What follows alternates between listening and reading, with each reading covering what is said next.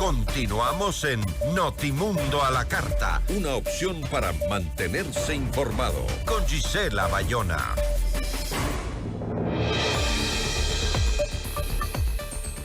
Este jueves el Consejo Nacional Electoral realizará la convocatoria oficial en cadena nacional para las elecciones presidenciales y legislativas de 2025. ¿Cuáles son las particularidades de esta elección?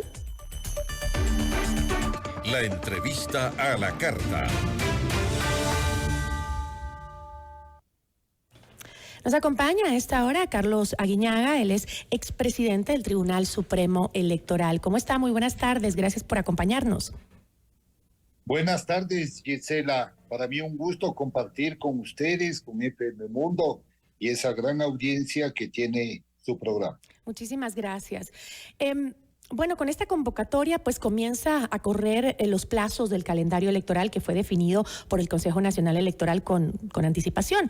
La primera actividad en agenda será la inscripción de las candidaturas que comienza este 13 de septiembre y se extenderá hasta las 18 horas del 2 de octubre de 2024. Cuénteme, ¿cuáles son las particularidades de esta elección al pues ser una continuación de un periodo fuera de lo común con lo que nos pasó por la muerte cruzada?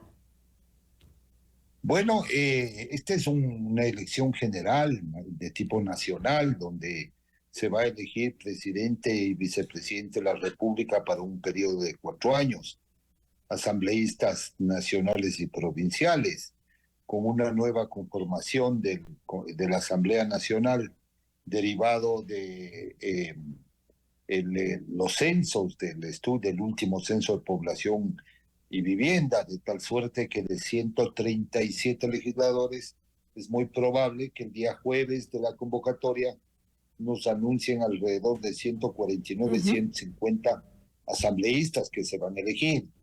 Obviamente, vamos a un proceso electoral, estamos en un proceso electoral con las mismas reglas del pasado, sin las correcciones a las críticas que se le ha venido haciendo a la gobernación electoral, al Consejo Nacional Electoral y a la clase política. Pero Carlos, las debilidades que tiene el Código. Estas reglas que se van a aplicar son las mismas que cualquier otro periodo electoral, es decir, no varían por este ser un periodo excepcional debido a que venimos completando el periodo de Guillermo Lasso, es decir, por la muerte cruzada, lo que este periodo ha hecho es pues completar el anterior. Las reglas son exactamente las mismas. En ese periodo presidencial que comenzó Guillermo Lasso, que lo está complementando, terminando el presidente Noboa, termina esos 4 años y estamos entrando a un proceso absolutamente normal. El problema que se da aquí es que las características de las elecciones anticipadas o las regulaciones de las elecciones anticipadas son muy generales y no establecen algunas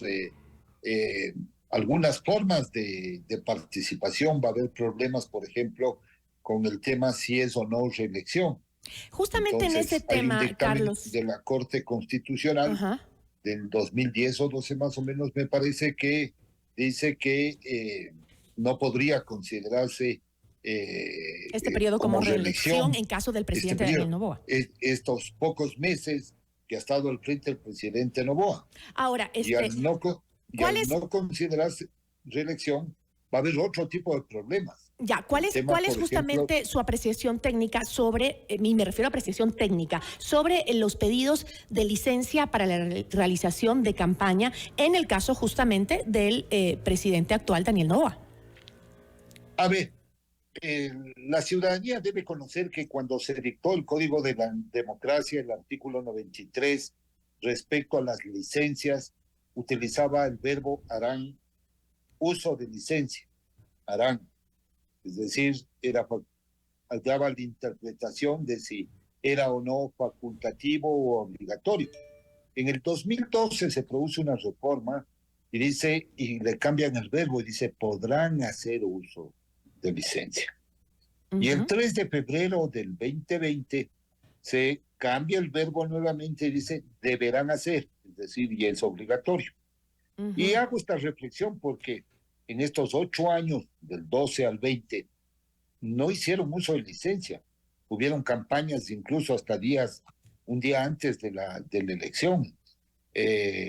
Digamos, hubo un abuso, digamos, de la norma con relación a la ley de elecciones anterior, que establecía con claridad que se debe utilizar licencia a partir del día anterior de la inscripción de la candidatura. Aquí Ahora, incluso se cambió el periodo. El periodo de la licencia es desde el inicio de la campaña electoral. Ya no es desde la inscripción de la candidatura. okay. Esta norma, por ejemplo, para los que van a la reelección, es una norma que aventaja a quienes están ejerciendo el poder público, sean asambleístas. Desde que hacen la inscripción, no desde que empieza la campaña, dice usted. Es desde que empieza la campaña. Entonces, específicamente, le voy a hacer esta pregunta, ¿existe una norma o es una interpretación de la norma que pueda permitir a Noboa continuar en funciones durante la campaña y desde ahora, porque ya la inscripción ya se dio de su candidatura? Bueno, lo que hubo es la elección primaria. Pero hay que hacer la aceptación del Consejo Nacional. Sí, aceptó la nominación que hizo su organización política. La inscripción de candidaturas comienza al día siguiente de la convocatoria a elección. Es decir, hasta el viernes. A partir del día viernes. Durante el periodo de inscripción, inscripción electrónica o inscripción física, según acabo de oír a uno de los consejeros del Consejo Nacional Electoral. El tema de la licencia está regulado en el artículo 93, inciso segundo. ¿Sí? Y aquí dice, quienes optan por la reelección deberán obtener licencia. Aquí hay un problema, que este es el periodo, es un periodo que completó la exacto. No se le considera esto como reelección. Entonces, he oído dos criterios. El uno, que debe pedir licencia, y otros que no debe pedir licencia. Lo sano, lo ético, lo correcto es que todos quienes van a la reelección y los servidores públicos que van a una dignidad de elección popular pidan licencia, obtengan la licencia, deberán, esto es un tema automático, para justamente el objetivo de la licencia es evitar que una competencia desigual entre aquel que no esté en el poder público de aquel que está un ciudadano llano. Pero está tan mal configurado el Código de la Democracia que los servidores públicos, por ejemplo, para ser candidatos, deben pedir licencia un día antes de la inscripción de la candidatura. Es decir, para unos se les exige un día antes de la inscripción de candidaturas y para otros para el inicio de la campaña, la publicidad, la campaña electoral. Ahora bien, pero ¿qué pasa? Según Diana Tamain, no se considera una reelección, porque el actual periodo realmente se dio para que concluya con el periodo de Guillermo Lasso, lo dijo en este espacio. Exactamente. Ese va a ser el problema. Porque dice, yo no voy a la reelección y no tengo por qué pedir licencia. Entonces ahí va a venir una discusión de tipo jurídico. Pero adicionalmente, el Consejo Nacional Electoral, que es el encargado de regular las condiciones de participación política electoral, no ha regulado, no ha reglamentado, no ha hecho uso de su facultad que está en el artículo 219, numeral 6, de reglamentar la normativa jurídica. Ellos debieron haber reglamentado para establecer condiciones de equidad en la participación política electoral, y no lo han hecho, han omitido. Entonces, nos vamos a enfrentar en el mes de enero a una discusión de si procede o no procede, si es admisible o no es admisible este tema. Y a esto hay que sumarle que hay factores endógenos, externos e internos que tienen que ver con el tema de la licencia del presidente de la República. Y es el conflicto con la vicepresidenta, los intereses que hay de por medio de este encargo, Lo que se dice en la opinión pública, que la probabilidad de que indulte a gente que está cuestionada en la ética, en la moral, por actos de indelicadeza en el ejercicio de la función pública o algún otro tipo de acto que pueda en este encargo la vicepresidenta emitir. Entonces, este es un problema jurídico político que pone obviamente en riesgo la estabilidad y la institucionalidad democrática, y es porque regulan inadecuadamente. Quienes crearon el Código de la Democracia, quienes han ido reformando el Código de la Democracia, no lo han hecho con verdadera conocimiento del funcionamiento de los sistemas políticos electorales y del sistema de partidos. Y ahí están los vacíos que tiene el Código de la Democracia. Siempre nos pasa eso, ¿no? Van a generar esta discusión justamente en este caso de la reelección y de la licencia. Si bien este caso es nuevo, o sea, es la primera vez que nos pasa en el país, sin embargo, siempre en la ley hay un espacio para la interpretación. O sea, nunca puede ser extremadamente clara. Siempre hay un espacio para que alguien la interprete de una u otra manera. Ahora, hablemos brevemente, porque tengo que cerrar, sobre el tema de la parte técnica. La presidenta Diana Tamain sostuvo que en estas elecciones tendrán medidas técnicas que garantizarán los comicios, que serán más confiables, más seguros, que para que sean el fiel reflejo de la voluntad popular expresada en las urnas, ¿no? Ahora, ¿se conoce si hubo cambios en el sistema informático que se utiliza para las elecciones? ¿Hubo alguna mejora?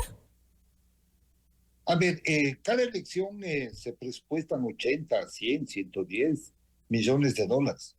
Y el Ecuador vive de elecciones, consultas populares, elecciones anticipadas, elecciones seccionales, elecciones generales cada 2 años. Hay elección.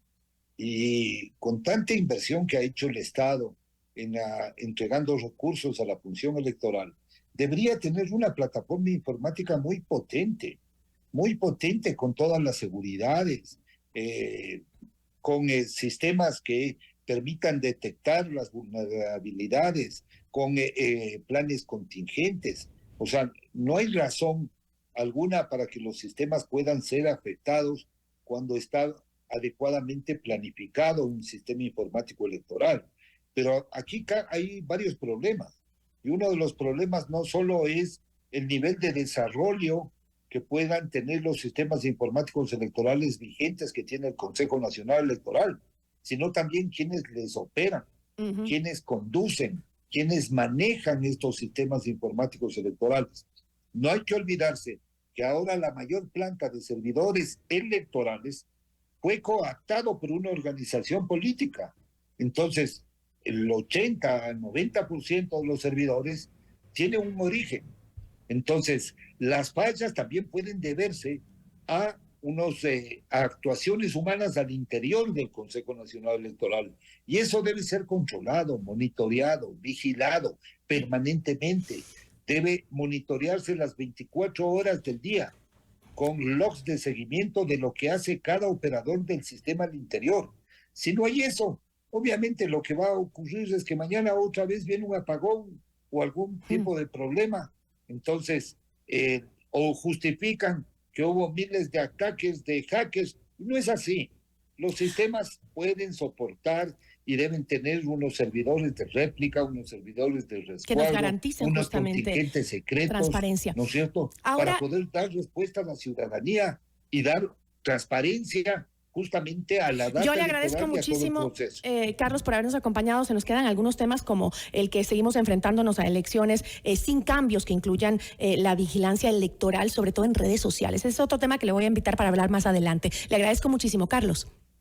Encantado, Gisela, un gusto. Gracias a usted. Igualmente, una buena tarde. Nos acompañó Carlos Aguiñaga, expresidente del Tribunal Supremo Electoral. Notimundo.